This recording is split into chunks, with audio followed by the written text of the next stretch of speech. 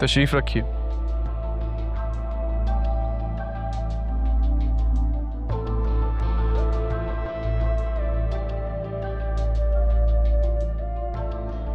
बताइए कैसे आना हुआ?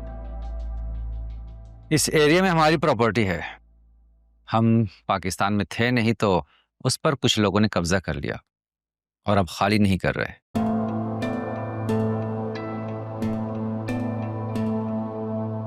उल्टा हमें धमका भी चुके हैं वो लोग।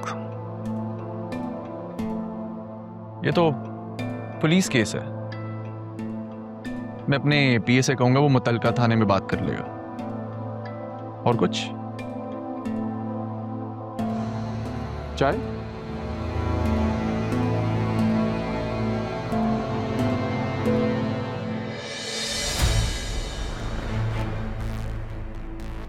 आपको देखकर मुझे अपना अम्मी,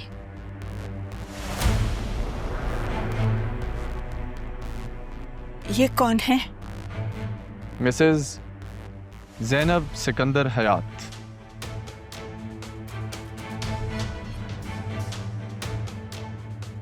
आपकी बड़ी बहू।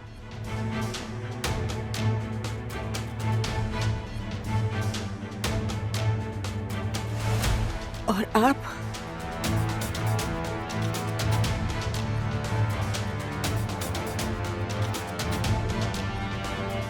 अरमान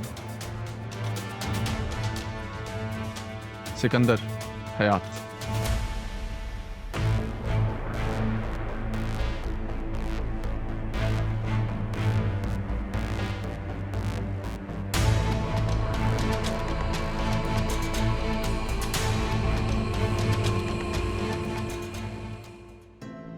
मैंने तो हमेशा कोशिश की कि उसका ध्यान अपनी मंजिल से ना हटे, वो अपने काम पे फोकस रहे, कभी ना भटके, कभी उस रास्ते का मुसाफिर ना बने जहाँ सिर्फ खसारा हो।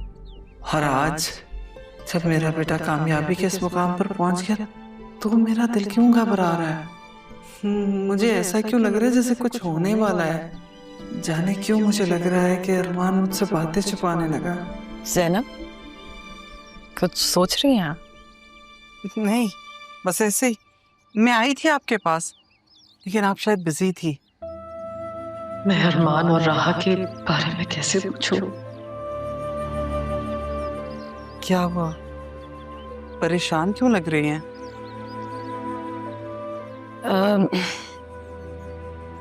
बस हदील की वजह से खामोश हूँ, वरना हासिया ने जो किया है उसकी सजा यहाँ नहीं तो वहां जरूर मिलेगी। क्या कह दिया उसने? मुझे बताएं। नहीं, कुछ नहीं। मैं यहाँ किसी और काम से आई थी। जी? ज़ैनब, आपने राहा को पाला है, उसके बारे में सब कुछ जानती है। हाँ तारा, मैंने इन्हीं हाथों में राहा को पालकर जवान किया। मैं आपकी तरह माँ तो नहीं उसकी, लेकिन अपने अरमान से ज्यादा ख्याल रखा है मैंने आपकी बेटी का। आप जानती हैं पापा राहा की शादी जरियून से करवाना चाहते थे। हाँ।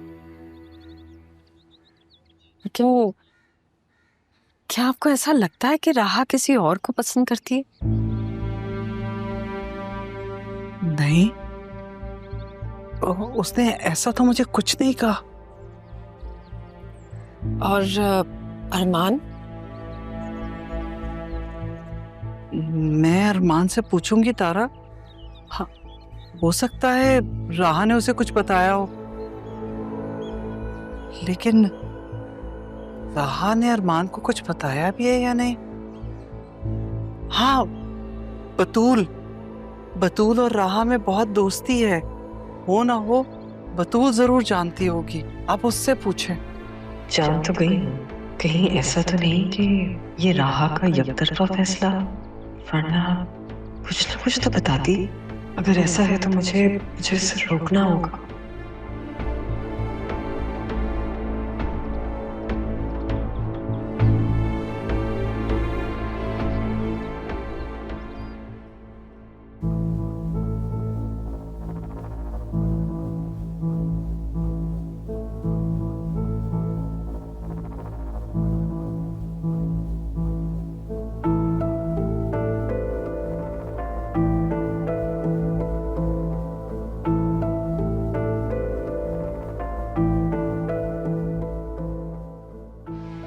पता नहीं लड़कों की प्रॉब्लम क्या है, को पता चल जाए तो इग्नोर क्यों करते हैं।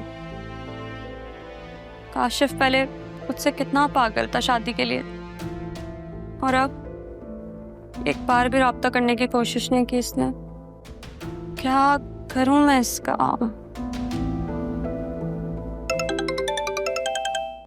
हेलो, अभी भी कॉल क्यों उठाई है?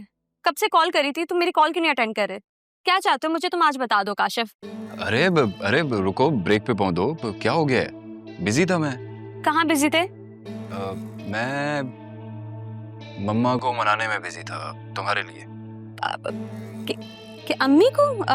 सच कह रहे हो तुम? मैं झूठ क्यों बोलूंगा। और पता है, बाबा की तारीफ के बाद ना मम्मा थोड़ा थोड़ा एग्री हो गई है। बहुत जल्द तुम्हारे घर रिश्ता लेकर आएंगे हम। काशिफ, तुम सच कह रहे हो? कब आएंगी तुम्हारी अम्मी? बहुत जल्दी। अभी तो मम्मा और बाबा के साथ ऑस्ट्रेलिया जा रहा हूँ। जैसे ही वापस आते हैं सीधा तुम्हारे घर। क्या ऑस्ट्रेलिया? क्यों? क्या मतलब क्यों? सेटल नहीं होना ऑस्ट्रेलिया में? हो, बाबा ने मेरे लिए घर देखा है, वही देखने जा रहा हूँ। शादी के बाद हम वहीं शिफ्ट हो जाएंगे। क्या हम वाकई ऑस्ट्रेलिया में रहेंगे और तुम अपना घर पसंद करने जा रहे हो? मुझे यकीन नहीं आ रहा, मैं नहीं मान सकती। कर लो यकीन, तब तक मैं ऑस्ट्रेलिया से होकर आ जाऊँ। कब आओगे? अब जाने तो दो, एयरपोर्ट पर हूँ, बस अब थोड़ी देर में फ्लाइट है। काशिफ, तुम मिलकर तो जाते ना, ऐसे कौन करता है? तुमने ही तो कहा था शादी से पहले तुम मिलना नहीं चाहती। मैं तो तुम्हारी बात पर अमल कर रहा था। हाँ, वैसे मैंने ही कहा था, क्योंकि मैं ऐसी वैसी लड़की नहीं हूँ। अच्छा चलो, फ्लाइट अनाउंस हो गई है, मैं मिलता हूँ फिर आकर तुमसे। ख्याल रखना अपना। अच्छा ठीक है, तुम भी अपना बहुत सारा ख्याल रखना। ओके, अल्लाह हाफिज, बाय। क्या सीन है बेटा जी, तुम तो यही हो, तो ये ऑस्ट्रेलिया कौन जा रहा है? इतने मैसेजेस, इतनी कॉल्स, तंग आ गया था। और जब ये लड़कियां शादी के बाद पटक जाए ना, तो इनसे फासला कर लेना चाहिए। आप बताएं कैसे आना हुआ? अच्छा, मैं तो ये बताने के लिए आया था कि मेरी एक बिल्डर से बात हुई है जो इस घर में इंटरेस्टेड है। अरे यार, तो पहले बताना चाहिए था ना, पहले क्यों नहीं बताया मुझे? अरे रिलैक्स बेटा, रिलैक्स। असल में वो भी शहर में नहीं है जब तक तुम भी ऑस्ट्रेलिया से वापस आ जाओगे। फिर तो इसी वीक आना पड़ेगा मुझे वापस। वैसे यार बड़े बेमुरवत हो, मेहमान के लिए कोई चाय, कोई बिस्किट, कुछ खाने पीने का इंतजाम होना चाहिए ना। सेहत के लिए अच्छा नहीं होता, लेकिन मैं लेकर आता हूँ आपके लिए। Very good, very good. अच्छा बात सुनो, साथ में कुछ बिस्किट भी ले आना। हाँ, अगर नमकीन हो तो चल जाएंगे।